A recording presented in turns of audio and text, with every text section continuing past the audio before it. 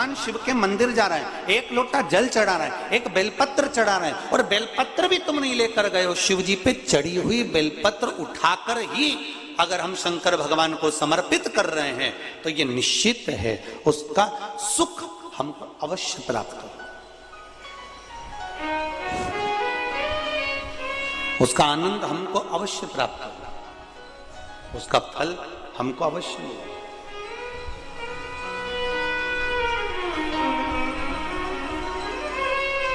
केवल उसकी चौखट तक पहुंच जाना, उसके द्वार तक चले जाना।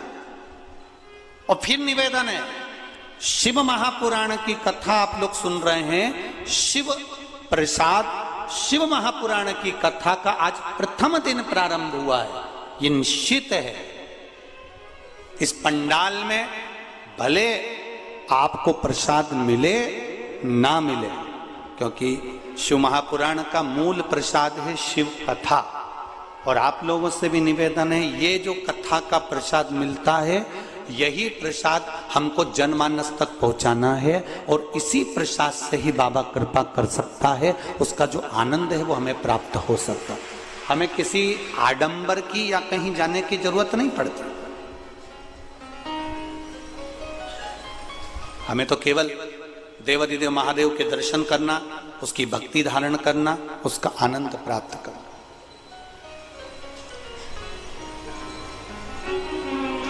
उसका भजन प्राप्त करना। शिव कथा कर रहे, आत्मदेव नाम का ब्राह्मण श्रीमद् भागवत में कहा संत के चरण पकड़ लेता है और संत से कहता है आप अगर कृपा करेंगे तो मेरे को अवश्य संतान की प्राप्ति होगी। आप करुणा करिए, आप कृपा करिए, आप दया करिए।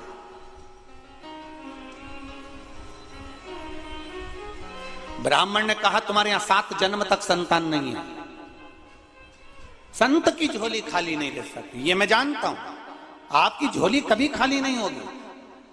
संत यदि साधु गुरु ब्राह्मण संत सन्यासी तपस्वी साधक उपासक मात्र अपनी दृष्टि ही दे देते हैं तो वो भी किसी प्रसाद से कम नहीं होती। उनकी दृष्टि से भी हमारा कल्याण निश्चित हो जाता है।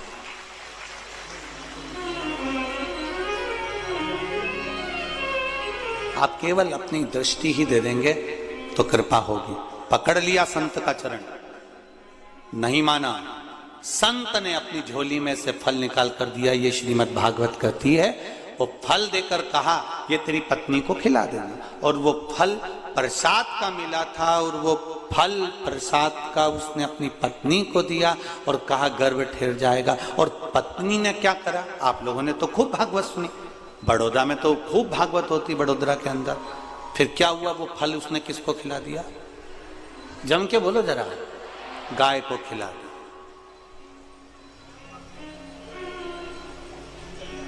अब वो गाय से जो संतान हुई वो गोकर्ण हुई, और इसको संतान नहीं हुई तो इसने अपनी सहेली से संतान को ले लिया। उसका नाम धुंधकारी हो गया। एक जरा सा प्रसाद का अपमान हुआ था, और वो प्रसाद का अपमान इतना हुआ कि धुंधली को कुएं में कूद कर अपने प्राणों को त्यागना पड़ा। एक बात आप लोगों से थोड़ा सा कहना चाहेंगे, थोड़ा अगर आप लोगों को अच्छी लगे जिंदगी में तो उतारिएगा जरूर। हमारे यहाँ शिव महापुराण में लिखा है शंकर भगवान का जो प्रसाद होता है, चलो शिव पुराण का नहीं मानो तो स्कंद पुराण का मान लो। 16 सोमवार संकट सोमवार आप में से किसी ने करें?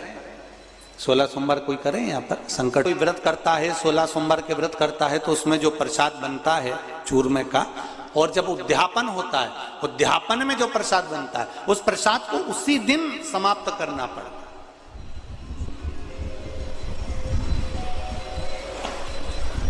उसी दिन रात भर शिव का प्रसाद नहीं रखा था।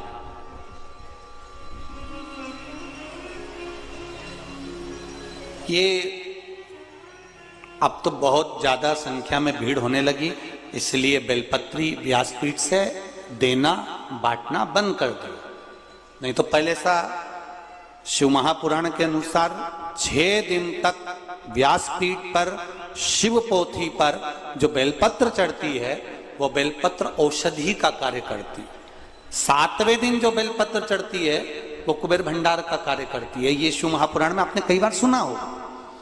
6 दिन तक बेलपत्र जो बाबा को समर्पित कर कर, पोथी की बेलपत्र पहले हम लोग दे दिया करते थे। किसी का कमर या बहुत ज्यादा कोई डिप्रेशन में रहता था या कोई का शरीर में बहुत कहीं डायलिसिस चल रहा है या कैंसर चल रहा है तो यहाँ की बेलपत्र दे दे। अब इतना भीड़ होने लगा तो बेलपत्र आपको नहीं दे पाते।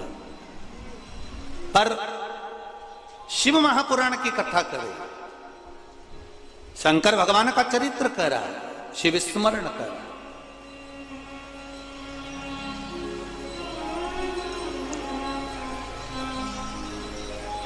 कि मात्र बेलपत्र का दर्शन ही, शिव प्रसाद का मात्र स्पर्श ही हमको सुख देता है।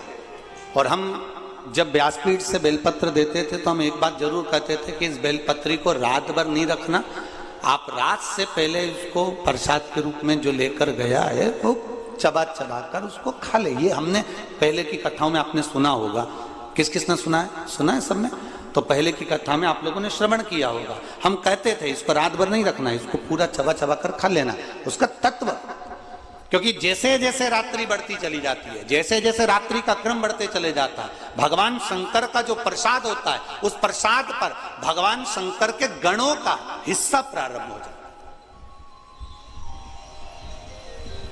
भगवान शिव के गणों का हिस्सा प्रारंभ हो जाता है।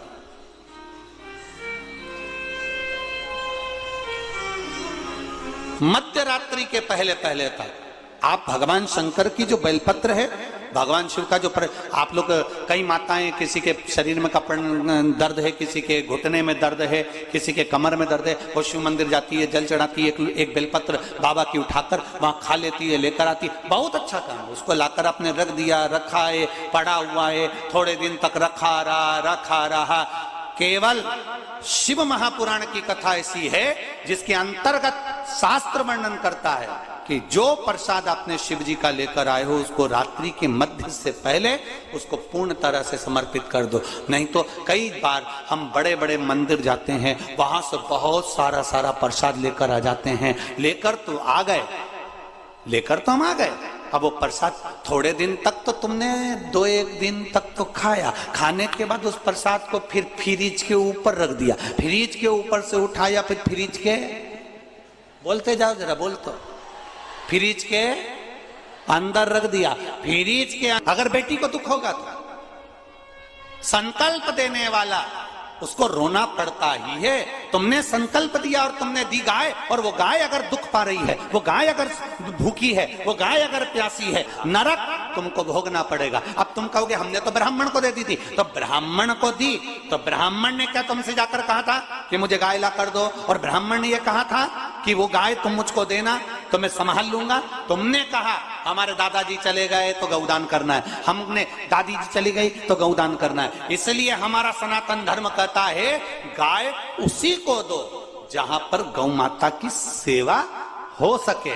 बेटी को ऐसी जगह मत दो कि बहुत धन देख लिया।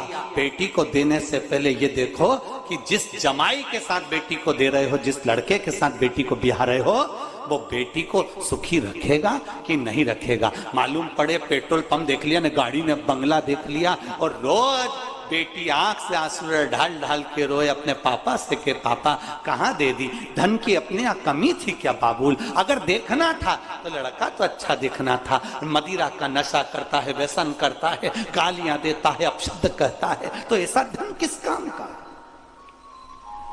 वो संपदा किस काम की?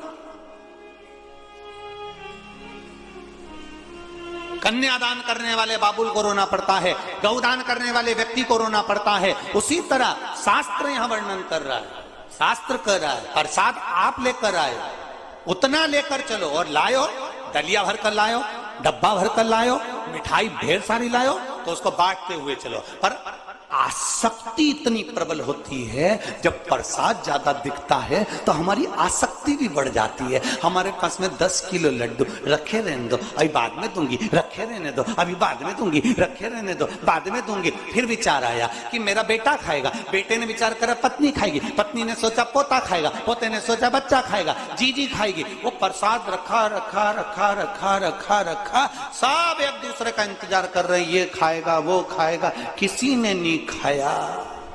आखिरी में वो फ्रिज में गया, छुप गया।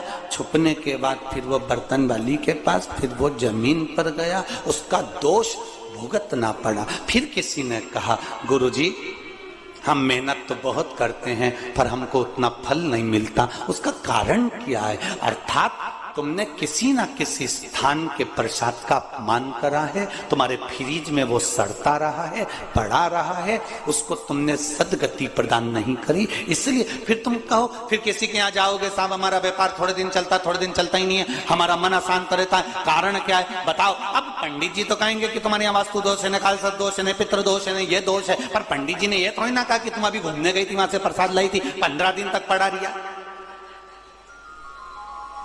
लाई और रखा। अब और सरल भाषा में लो, तुम अपने मायके से तुम्हारी बहन की छोरी को लेके तुम अपने ससुराल आई, और समझ लो री बड़ोदरा वाली, और अच्छे से समझ लो, और जितने आस्था चैनल पे सुन रहे